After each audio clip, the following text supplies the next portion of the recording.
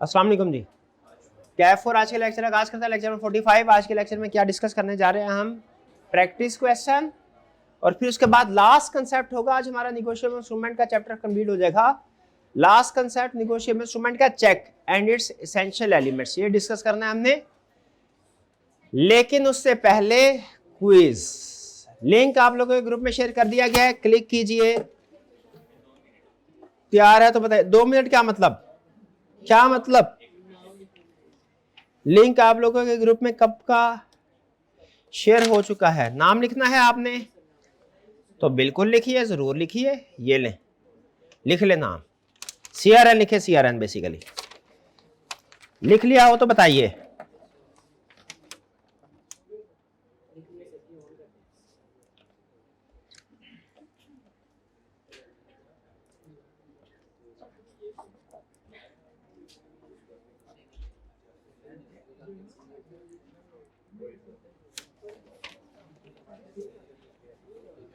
चलिए, ये रहा पहला क्वेश्चन आपके सामने कंप्यूटर की स्क्रीन पे। ले ले।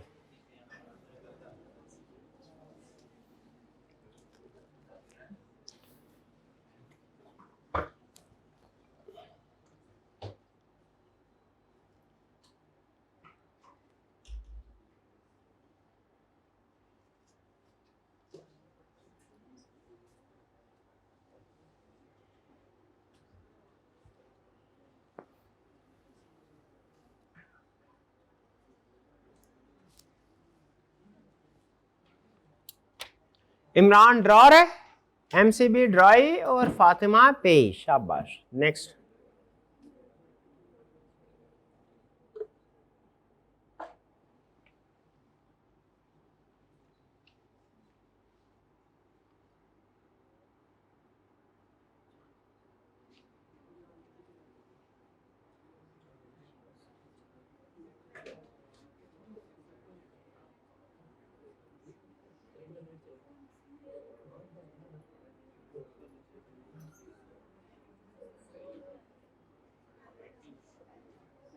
क्या है ये? Promissory note. ओके, कोई बात नहीं, सब्र करें, आगे चलते हैं।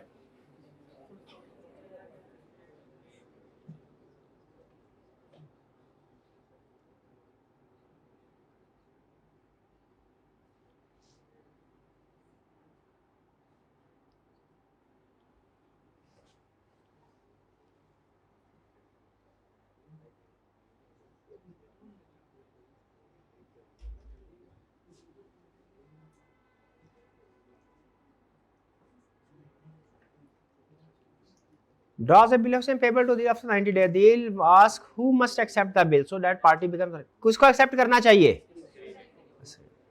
हाँ, ओके ठीक है, बिल है, बिल है। अच्छा मुझे बताइए, जिनका ये नेट का प्रॉब्लम आता है वो कॉलेज का नेट यूज करें कि अपना? अच्छा, इसीलिए लोड ज्यादा हो जाता है।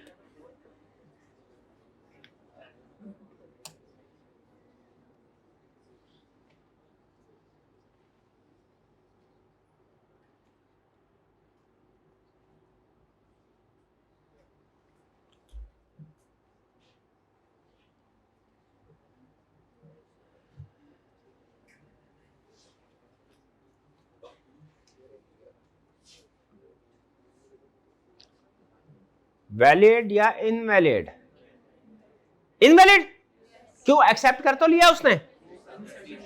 हाँ जी, ये कंडीशनल है। कंडीशनल किस चीज पे है? क्लियरेंस पे। पता नहीं क्लियरेंस हो या ना हो।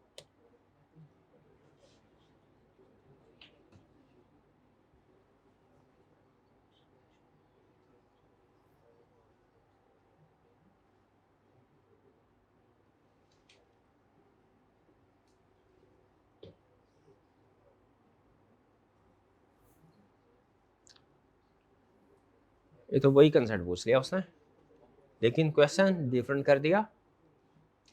एक्सेप्टेंस से क्या कंडीशनैलिटी वाला मसला हल हो जाता है? Instrument remains N invalid. पिछले क्वेश्चन में भी इनवैलिड था, इसमें भी इनवैलिड ही रहेगा।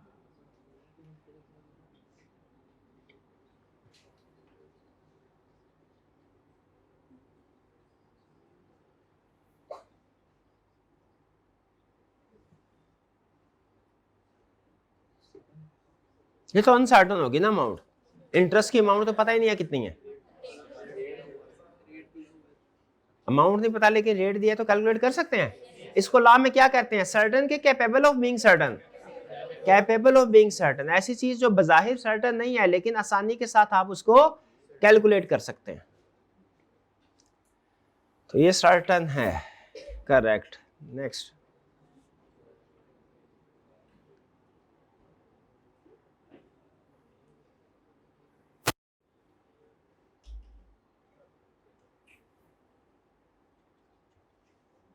एक 2 सेकंड में 50 कुछ बता देता है, गुड, सही स्पीड है।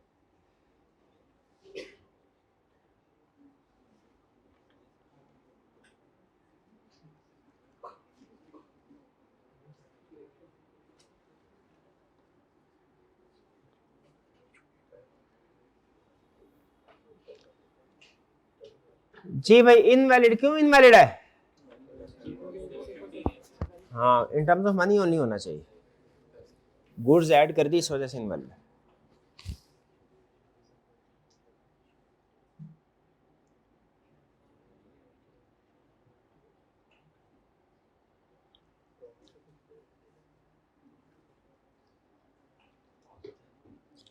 बिल ऑफ एक्सचेंज तो पेबल टू बेरर हो ही नहीं सकता, हो सकता है लेकिन पे बेरर है तो डिमांड नहीं हो सकता, बेरर और डिमांड ये इकट्ठे नहीं हो सकते बिल ऑफ एक्सचेंज में। प्रॉमिसरी नोट हो सकता है पेबल टू बेरर?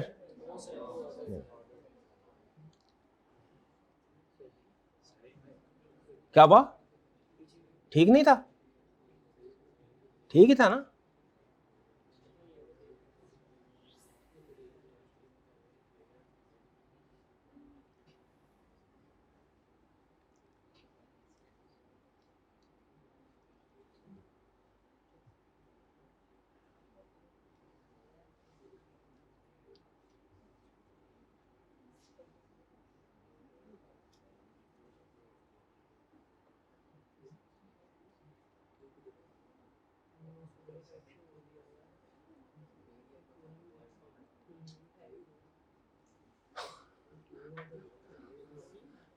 वो ऑप्शन जो पूरी थी नहीं, ये थोड़ा सा इसमें बेनिफिट ऑफ डाउट देना पड़ेगा।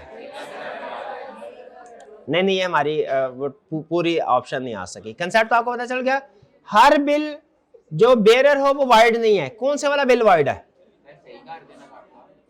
कौन से वाला वाइड है? जो bearer on demand. Bill, bill की बात, बिल बोले तो बिल ऑफ एक्सचेंज, नोट बोले तो प्रोमिसरी नोट। प्रोमिसरी नोट कोई भी बेरर हो तो वाइड है, लेकिन बिल ऑफ एक्सचेंज सारे बेरर वाइड नहीं है। कौन से वाला बेरर वाइड है? जो ऑन डिमांड हो। शाबाश।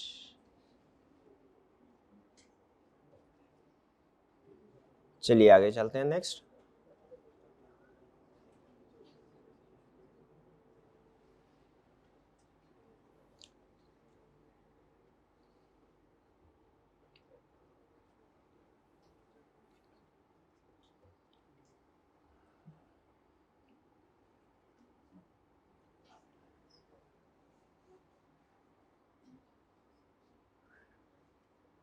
नहीं, ये तो इनवैलिड है। इनवैलिड है ना ये? क्यों? टाइम ऑफ पेमेंट सर्टेन नहीं है।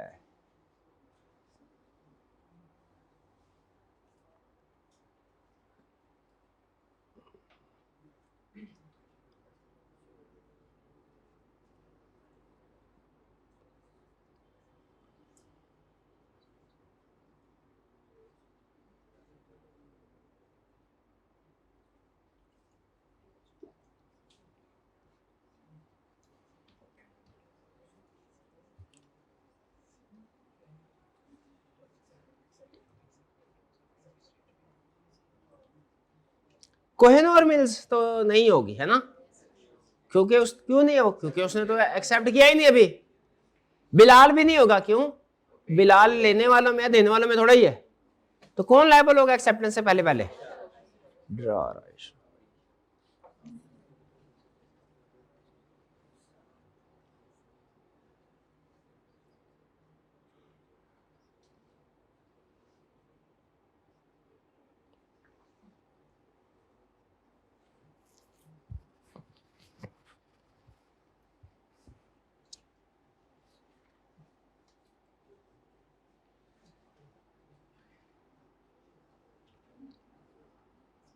सना लायबल है एज श्योरिटी, इसका मतलब पता है क्या है? श्योरिटी वो होता है जो किसी की गारंटी देता है, तो इसकी लायबिलिटी दूसरे नंबर पे आती है। पहली लायबिलिटी किसकी होगी? जिस बंदे ने लोन देना है। अगर आपके दोस्त ने बैंक से लोन लिया हो और आप उसकी गारंटी दे दे, तो प्राइमरी पार्टी जो पे करना है जिसने लोन, वो कौन है? आपका दोस्त। और सेकेंडरी पार्टी आप एज श्योरिटी। जी अब तो प्राइमरी लायबिलिटी अलकरम की है क्योंकि उसने एक्सेप्ट कर लिया हुआ है, प्राइमरी लायबिलिटी उसकी है। अगर वो पे ना कर पाए तो फिर सेकेंडरी जो है वो सना की होगी लायबिलिटी। अलकरम अभी भी प्राइमरी, डिसऑनर होने के बाद भी प्राइमरी रिस्पांसिबिलिटी एक्सेप्ट कर लिया ना। जब एक्सेप्ट कर लिया तो डिसऑनर हुआ या नहीं हुआ? प्राइमरी पार्टी लायबल टू पे अलकरम ही है। हाँ, अगर डिसऑनर हुआ तो फिर पैसे उसके खिलाफ एक्शन लिया जाएगा। अलकरम के खिलाफ अगर पैसे पूरे नहीं रिकवर होते फिर सना के खिलाफ एक्शन लिया, वो सेकेंडरी लायबल है।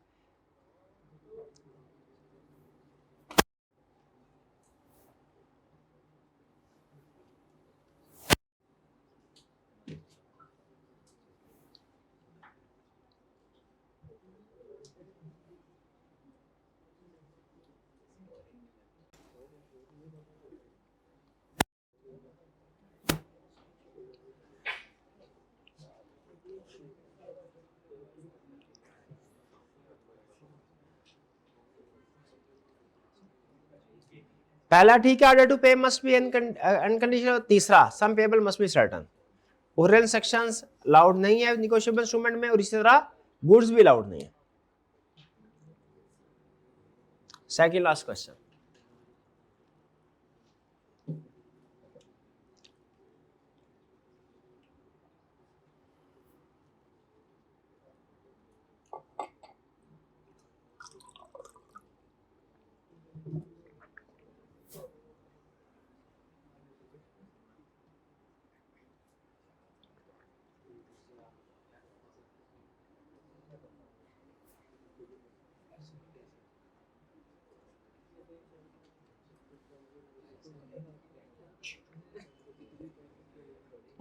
पहली और दूसरी स्टेटमेंट करेक्ट है जी, डी ऑप्शन।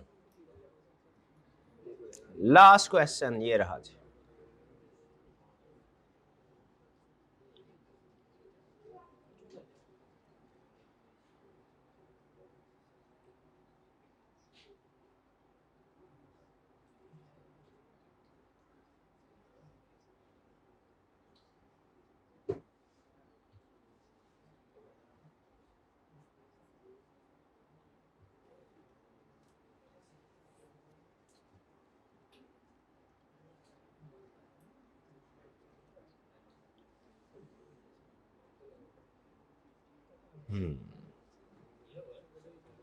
पहली स्टेटमेंट करेक्ट। अदील में सू एक्सेप्टर भी, एक्सेप्टर को भी और ड्रॉर को भी कर सकता है, दोनों को कर सकता है। ऐसे ही है ना, एक्सेप्टर की रिस्पांसिबिलिटी होती है प्राइमरी और ड्रॉर की होती है सेकंड। इंडोर्सर को इग्नोर कर दे, इससे फर्क नहीं पड़ता।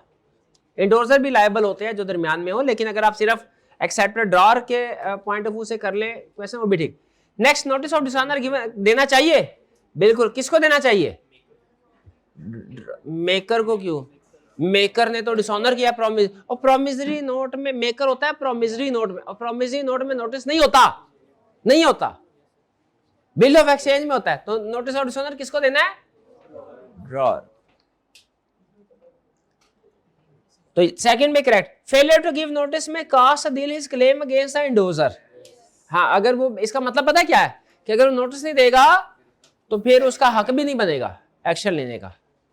तो तीनों ऑप्शन करेक्ट। डी क्या, सॉरी क्या सी ऑप्शन थी जो भी थी, पहली वाली तीनों करेक्ट थी। फर्स्ट पोजीशन, फर्स्ट किन की है?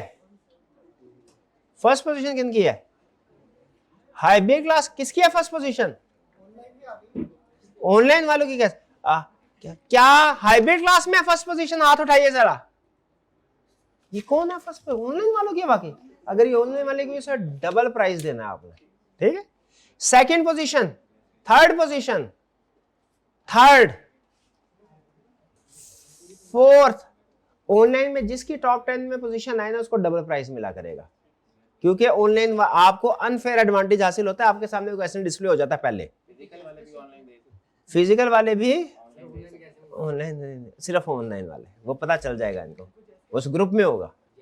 Third, fourth position, fifth position, sixth position, sixth position से कौन है, कौन है सिक्स, कौन है, हाईबी क्लास में है, किधर है ये पोजीशन वाले लोग?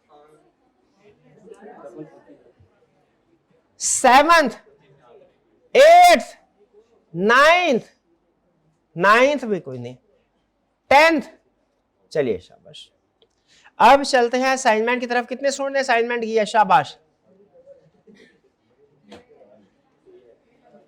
चलिए असाइनमेंट को डिस्कस करते हैं जल्दी से। हाँ टाइम थोड़ा मुझे पता है, लेकिन केस स्टडी को भी डिस्कस करना है। थोड़े टाइम के चक्कर में प्रैक्टिस कम थोड़ी करनी है। Question 8. Under the provision of Negotiable Instrument Act 1881, identify the type of each of the following instrument and give reason as to validity of each instrument. क्या बताना है? Type of instrument बताना है और क्या बताना है? Reason as to validity बताना है कि valid है या नहीं है। Reason का मतलब ये, I promise to pay Zahid rupees 350,000 and all the applicable interest amounts. Nature क्या है? वैलिड या नॉट? Not valid. क्यों? अमाउंट सर्टन नहीं। Pay rupees 350,000 to Jafar along with interest of rupees 3,500। Bill of exchange valid या not? Valid. क्यों बोला? Amount certain है। I hereby acknowledge that I have taken rupees 350,000 from Abid and shall pay the interest to him on the amount at agreed interest rate. ये कौन सा है? Promissory note. Payment का वादा कर रहा है, एक्नॉलेजमेंट है, साथ में पेमेंट का वादा भी कर रहा है। शैल पे, शैल पे, प्रॉमिस टू पे भी, एक्नॉलेजमेंट ऑफ डेट भी है, प्रॉमिस टू पे भी है। मसला ये नहीं है कि प्रॉमिस टू पे नहीं है, मसला क्या है भला? कि अमाउंट कंफर्म नहीं है। एट एग्रीड इंटरेस्ट रेट लिखा हुआ है, इंटरेस्ट रेट नहीं मेंशन किया। क्लियर? कोई प्रॉब्लम? सोल्यूशन में भी यही चीजें हैं। Next, Mujahid bought readymade garments worth rupees 600,000 from Shoaib on credit. Shoaib से खरीदी। The amount is payable on 25 December 2020। Mujahid wants to issue a negotiable instrument in satisfaction of his debt to Shoaib without involving a third party for the payment. क्या मतलब? हाँ, third party involve नहीं होगी तो क्या होगा? प्रॉमिस। कह रहा है under the provision negotiable instrument identify the type of negotiable instrument which Mujahid may issue to Shoaib in satisfaction of debt. कौन सा इशू कर सकता है? प्रॉमिस। क्यों क्यों क्यों? क्योंकि थर्ड पार्टी को इन्वॉल्व नहीं करना चाहते, इसलिए promise. Also prepare draft of the said instrument. Draft आपने बनाया? किधर है ड्राफ्ट? किधर है? क्या ड्राफ्ट आई क्या हमसे बनवा सकता है? बच्चे ने पूछा था उस दिन। किधर है? तो फिर किधर बनाया आपने? किधर है ड्राफ्ट? ड्राफ्ट किधर है? ड्राफ्ट किधर है ड्राफ्ट? अच्छा, ढूंढने ऐसे लगा जैसे किया हो। नहीं किया तूने, तेरी शक्ल में लिखा नहीं किया तूने। रजिस्टर हॉस्टल में रजिस्टर नहीं लाया। रजिस्टर ले भी आते तो मिलना नहीं था, किया ही नहीं है जी। किधर है ड्राफ्ट? किधर है ड्राफ्ट? ड्राफ्ट किधर है? ओके चलिए, ये क्लियर। नेक्स्ट क्वेश्चन में चले।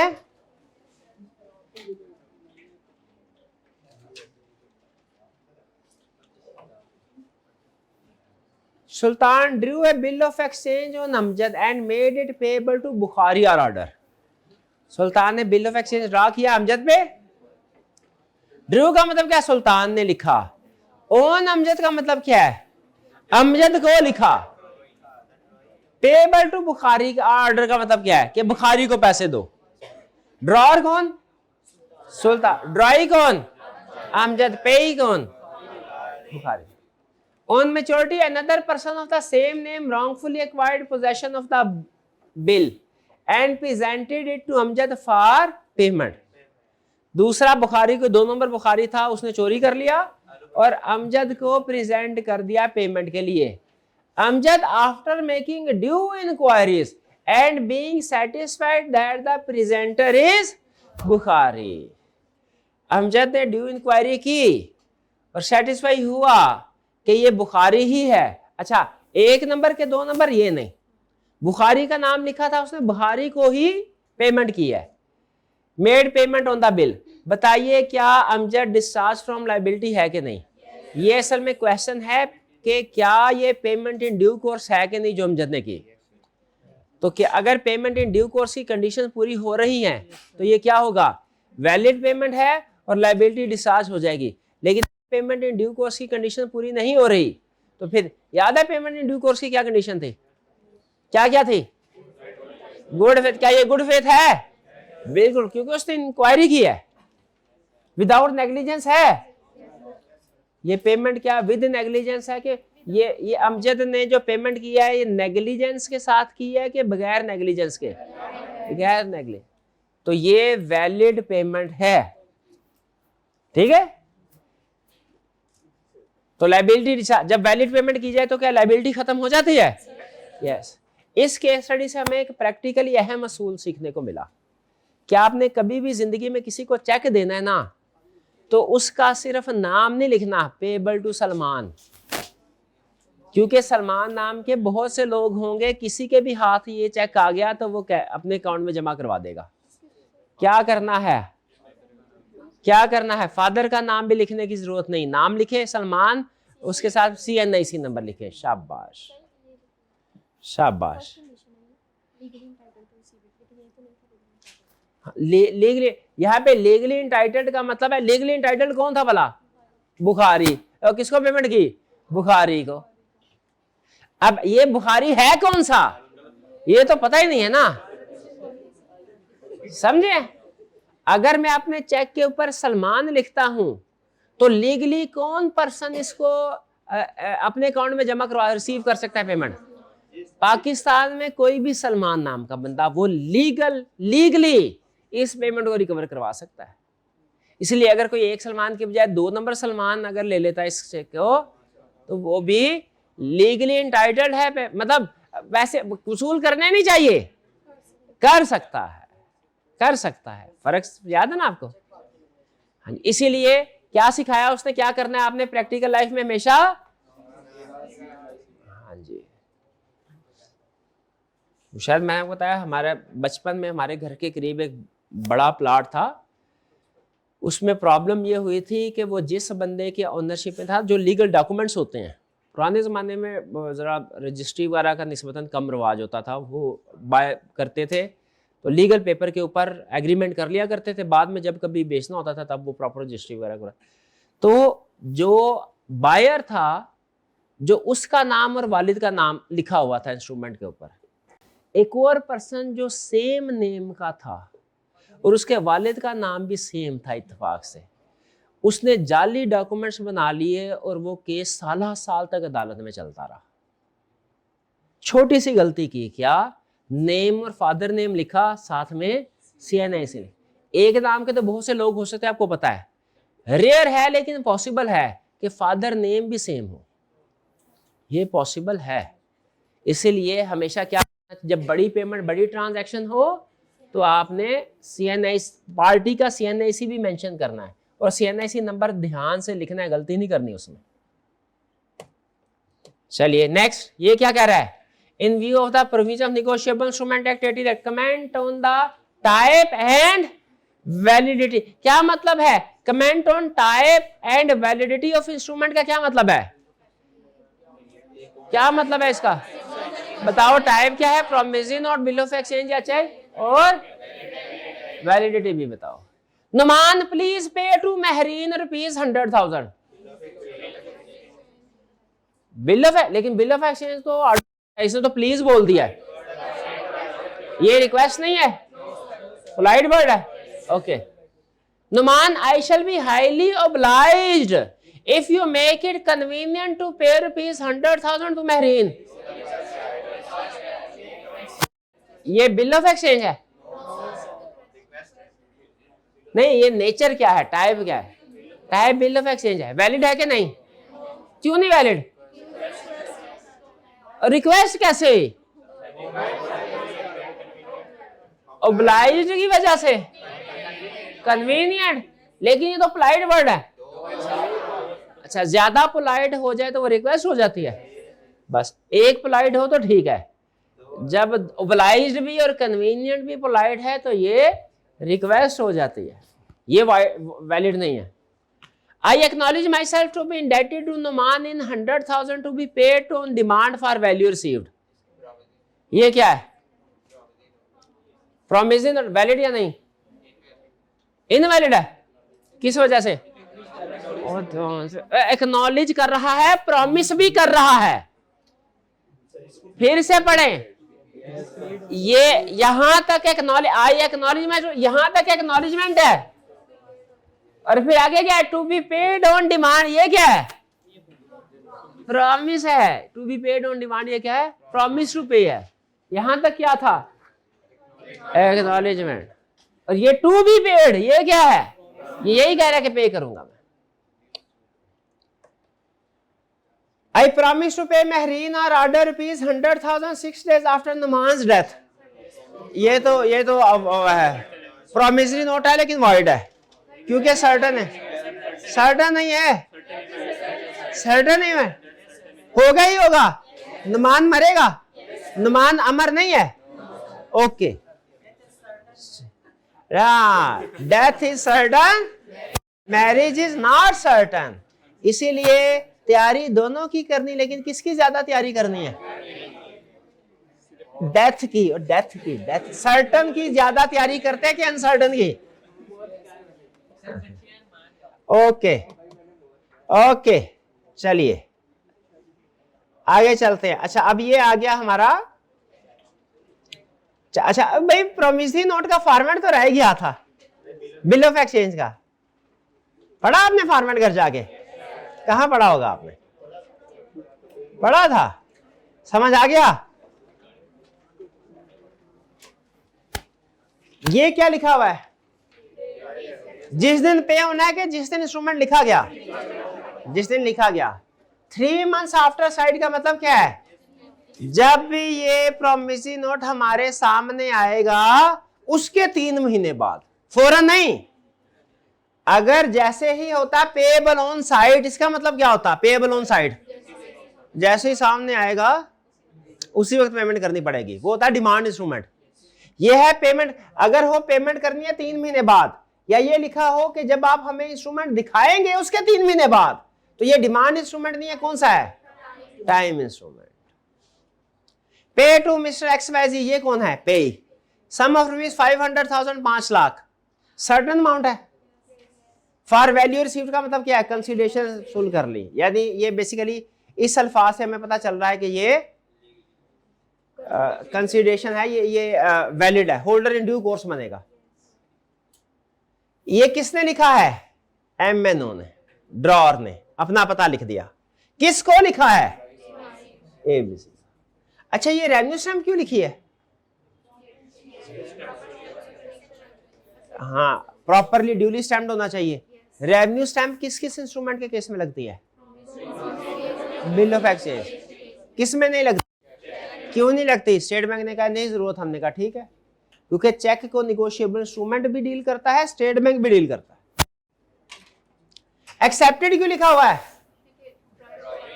ताकि पता चले ड्राई मान रहा है कि हाँ मैं दे दूंगा पैसे, XYZ को पैसे दे दूंगा। तो एक्सेप्टेंस के बाद प्राइमरी पर्सन लायबल टू पे कौन होता है? Dry. Clear format? Done. Promissory note या बिल ऑफ एक्सचेंज तो प्रैक्टिकली पता नहीं आप अपनी जिंदगी में देख पाए कि ना देख पाए। जो चीज लगभग श्योर है कि आप देखेंगे वो क्या है भला? चेक देखे तो इसी किस्म का होता है, डेट, बैंक का नाम, एड्रेस, नाम, अमाउंट, तकरीबन 95% सेम होता है। बाज़ औक़ात ब्रांच वगैरह नीचे, या यहाँ पे अब लेटेस्ट बेसिकली क्या होता है? नाम प्रिंटेड होता है, अकाउंट होल्डर का नाम यहाँ पे प्रिंट कर दिया जाता है। लगभग इसे भाई चेक देख, क्लास में कोई स्टूडेंट जिसने अपनी जिंदगी में कभी ना कभी एक दफा चेक देखा हो? तकरीबन सबने, अपना नहीं किसी का भी। ओके चलो, तो थर्ड निगोशिएबल इंस्ट्रूमेंट क्या है? चेक। चेक के बारे में सबसे अहम चीज सुन लें, चेक बिल ऑफ एक्सचेंज की एक स्पेशल किस्म है। गौर से सुनिएगा, गौर से सुनिएगा। आज के लेक्चर जो नया आप कंसेप्ट सीखने जा रहे हैं उसकी सबसे अहम लाइन, अगर ये लाइन आपने समझ ली, समझे कि आपने टेक्निकली लेक्चर समझ लिया आज का। सिर्फ एक लाइन, क्या? सुने गौर से। चेक क्या है? Cheque is a special type of bill of exchange. ये बात समझ आई है? स्पेशल क्यों बोला इसे? इसलिए कि इसमें ड्रॉई हमेशा बैंक होगा। Cheque is a special type of bill of exchange क्योंकि इसमें ड्रॉई हमेशा बैंक होगा और ये हमेशा पेबल ऑन डिमांड होगा। Cheque is a special type of bill of exchange. बोले cheque is a special type of bill of exchange जिसमें ड्रॉई हमेशा बैंक होगा और पेबल हमेशा ऑन डिमांड होगा। फिर से बोले क्या? Cheque is a special type of bill of exchange जिसमें ड्रॉई हमेशा बैंक होगा और ये हमेशा पेबल ऑन। कभी ऐसा आपने देखा हो बैंक के पास चेक लेके गए, उसने कहा ठीक है सर जी 2 दिन बाद आइएगा, पेमेंट मिल जाएगी, या 6 महीने बाद आएगा, या 3 महीने बाद आएगा, या 4 दिन बाद, ऐसे बोलता है? क्या करता है बैंक? तो इसका मतलब है चेक हमेशा पेबल ऑन डिमांड। ओके। और ड्राई हमेशा कौन सा होगा? प्राइवेट पार्टी चेक को पेमेंट कर सकती है कोई? नहीं।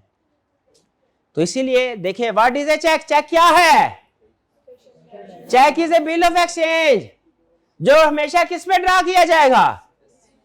स्पेसिफाइड बैंकर, यानी जिसका नाम चेक पे लिखा होगा। एबीएल का भी चेक होता है, अलाइड बैंक का भी है, बी बैंक का भी है, एमसीबी का भी, फैसल बैंक का, मिजान बैंक, हर and payable on demand. Time नहीं, यानी बैंक टाइम कभी नहीं मांगेगा, फौरन पैसे अदा करेगा। ये लाइन समझ आ रही? पहली लाइन चेक की डेफिनेशन में पहली लाइन क्या है? Cheque is a special type of bill of exchange. क्या? ड्रॉन ऑन स्पेसिफाइड बैंकर और पेएबल ऑन डिमांड। ये लाइन समझ आई पहली? आगे, it means the bank must pay the amount whenever the cheque is presented. तो जाहिर है यही और डिमांड का यही मतलब है कि जब इंस्ट्रूमेंट प्रेजेंट करो। डन? अच्छा, जब हमने कहा कि चेक बिल ऑफ एक्सचेंज की एक टाइप है, तो इसका मतलब है इसमें अमूमी तौर पे कितनी पार्टीज होंगी? अगर फर्ज कीजिए सारा महीना जॉब के बाद मंथ एंड पे प्रिंसिपल साहब, कॉलेज के प्रिंसिपल साहब मुझे सैलरी का चेक देते हैं, तो ड्रॉर कौन है? ड्राई कौन है? और पे कौन है? हाँ, एम्प्लॉय। 3। लेकिन अगर मैं अपने ही अकाउंट का चेक इशू करता हूं तो फिर ड्रॉर भी मैं, पे भी मैं, ड्राई बैंक। कैसा हो सकता है निगोशिएबल में कभी कभार 3 पार्टीज हो? हाँ, वो हमने पढ़ा था ना कि ड्रॉर के निगोशिएबल क्या क्या था? डिफरेंस में शायद था कि क्या? हाँ, कि उसमें ड्रॉर इज इक्वल टू पे था। ड्रॉर, हाँ जी। तो कभी ड्रॉर एंड पे में भी सेम। शाबाश। वो असल में इस एग्जांपल में था कि जब चेक में आप खुद अपने ही चेक की पेमेंट लेने के लिए चले जाए।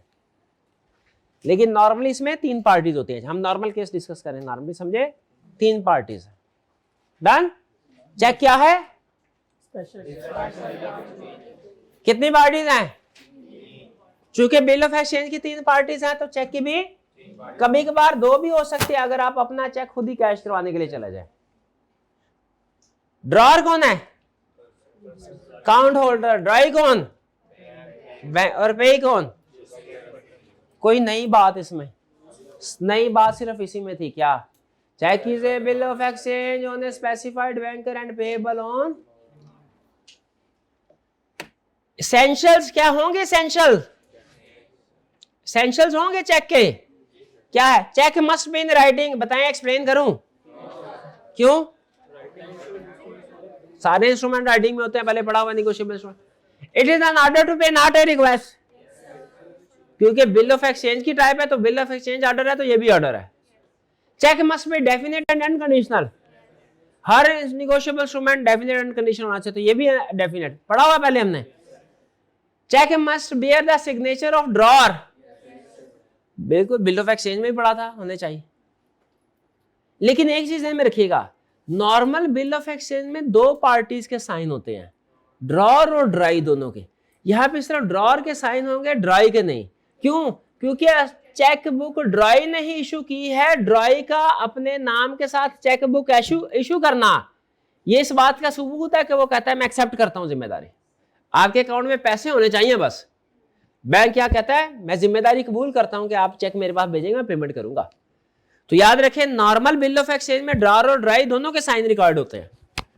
चेक के केस में बैंक की तरफ से एक्सेप्टेंस रिक्वायर्ड नहीं है। नॉर्मल बिल ऑफ एक्सचेंज हो तो ड्राई की एक्सेप्टेंस रिक्वायर्ड है, चेक के केस में बैंक की एक्सेप्टेंस रिक्वायर्ड नहीं है। उसका वो प्रिंटेड फॉर्म में हमें चेक बुक देना इस बात का सबूत है वो अपनी जिम्मेदारी एक्सेप्ट कर रहा है। कह रहे सर बस अपने एक चीज का ध्यान रखना है, आपके अकाउंट में पैसे हो, बाकी मैं जिम्मेदार हूं पैसे अदा करने का जब आप चेक भेजेंगे। ड्रॉ ड्राई पे क्लियरली आइडेंटिफाई होने चाहिए, होने चाहिए, सब में होने चाहिए। अमाउंट मस्ट बी सर्टन, सारे निगोशिएबल इंस्ट्रूमेंट में होनी चाहिए। Order must be to pay money only, सारे निगोशिएबल इंस्ट्रूमेंट में होनी चाहिए। तो वही बात हो गई, जो बात वही होगी जो पहले प्रॉमिसिंग नोट में भी पढ़ी है, जो बिल ऑफ एक्सचेंज में पढ़ी है। दोबारा एक्सप्लेन करूं, order must be to pay money only, cheque must be drawn on a specified banker, cheque is always payable on, कोई इशू। आगे कह रहा है cheque remains valid for 6 month from the date of issue and the holder can obtain payment during this period. ये ध्यान में रखिए, जब कभी कोई चेक देना आपने देख लेना चेक के ऊपर डेट कौन सी लिखी है। अगर तो उस डेट को 6 महीने गुजर गए तो वो चेक नहीं लेना, उसको बोलते हैं stale cheque, STALE, stale cheque. एक होता है पोस्ट डेटेड चेक, एक होता है स्टेल चेक। क्या आपको पता है दोनों में फर्क है? पोस्ट डेटेड कौन सा होता है, फ्यूचर की डेट वाला। स्टेल चेक कौन सा होता है, एक्सपायर्ड, जिसे 6 महीने गुजर चुके हो। पोस्ट डेटेड चेक में टाइम बार्ड, शाबाश, टाइम बार्ड कौन, टाइम बार्ड का कितना टाइम पीरियड है? टाइम बार्ड डेट और टाइम बार्ड चेक में फर्क है कोई? है कोई फर्क नहीं, ये समझ आया आपको? टाइम बार्ड डेट में और टाइम बार्ड चेक में कोई फर्क है? टाइम बार्ड डेट का पीरियड है 3 साल और चेक कब बार्ड होता है? 6 महीने बाद। दोनों में फर्क है, याद आया?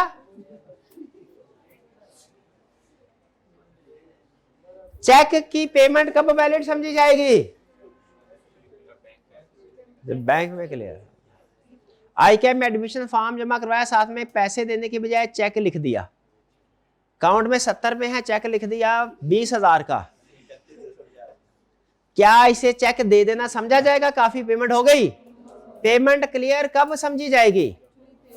जब एक्चुअली अकाउंट से पैसे दूसरे में ट्रांसफर होंगे, क्रेडिट होंगे, कि चेक दे देने से पेमेंट हो गई। करेंसी नोट होना तो जिस वक्त आपने करेंसी नोट दे दिए दूसरी पार्टी को, पेमेंट तभी हो गई।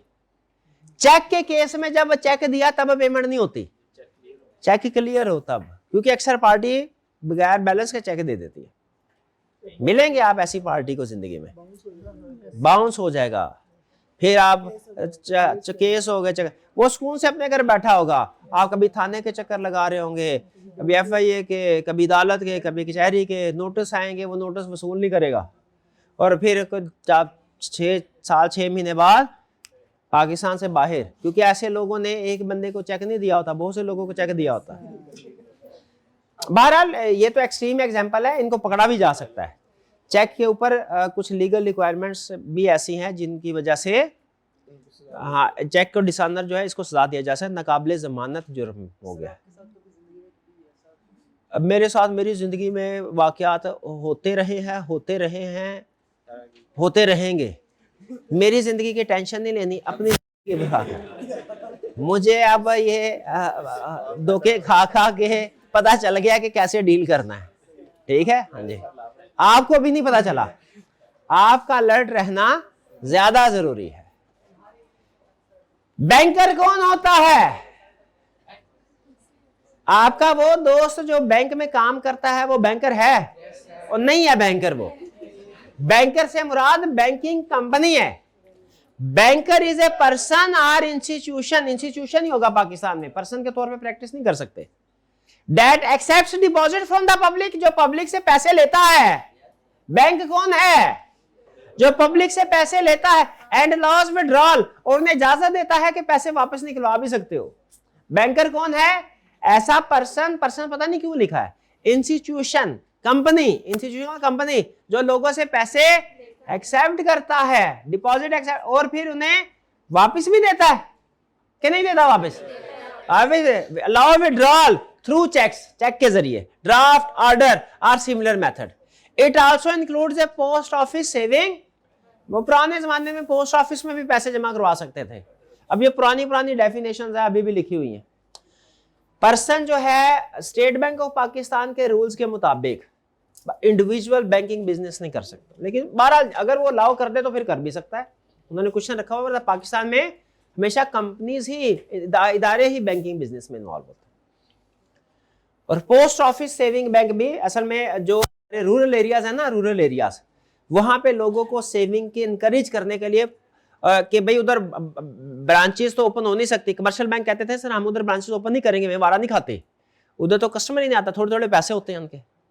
तो गवर्नमेंट ने फिर वहां पे सेविंग को इनकरेज करने के लिए वहां पे पोस्ट ऑफिस को ये अथॉरिटी दे दी कि आप लोगों से पैसे एक्सेप्ट भी कर लें और विड्रॉ। लेकिन पुरानी बात है, मेरा ख्याल अब ये प्रैक्टिस मैंने तो नहीं देखी कभी, अब मेरे ख्याल, लेकिन चूंकि वो डेफिनेशन का हिस्सा है और आपको तो हमारा निगोशिएबल इंस्ट्रूमेंट एक्ट वाले 150-150 साल पुराने हैं, तो बाद इसमें कुछ कंसेप्ट ऐसे भी है जो 100 साल 50 साल पहले खत्म हो चुके हैं, लेकिन चूंकि लॉ का हिस्सा है तो हम पढ़ते पढ़ाते जाते हैं। आप भी बस पढ़ते पढ़ाते जाएं, ठीक है? पढ़ाना दिल करे तो पढ़ा लीजिएगा। बिल ऑफ एक्सचेंज और चेक क्या एक ही बात है कि फर्क है? क्या फर्क है? Acceptance by dry, bill of exchange में एक्सेप्टेंस रिक्वायर्ड है ड्राई की, चेक की केस में रिक्वायर्ड है? क्विक रिवीजन हो रही है आपकी आज और कल दोनों के। ड्राई कौन होगा बिल ऑफ एक्सचेंज में? कोई भी हो सकता है। चेक में बैंक होगा। किसको पेबल हो सकता है बिल ऑफ एक्सचेंज? ये क्यों लिखा है in certain cases? Payable to bearer on demand नहीं होगा, टाइम होगा। हर बेयर बिल ऑफ एक्सचेंज नहीं होगा वैलिड। कौन से वाला होगा? सिर्फ टाइम वाला, डिमांड वाला नहीं। चेक बेयर भी हो सकता है। पेबल किस पे होगा?